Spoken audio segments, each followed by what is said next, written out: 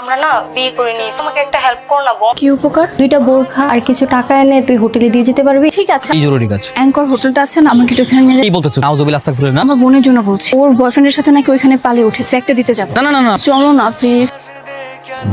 Principal স্যারের মেয়ে sir. আমার মেয়ে হয়ে তুই হোটেলে গিয়েছিলি? আমি হোটেলে কেন যাবো? কে গিয়েছিল হোটেলে? সালমান ভাই নিয়ে গিয়েছিল। ওই তুই আমি তো বাসায়। এক্ষুনি আমার বাসায় আয়। তোর এত বড় সাহস, তুই আমার মেয়েকে নিয়ে হোটেলে গিয়েছিস?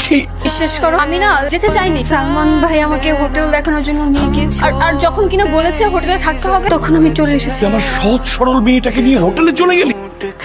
হারামজাদা।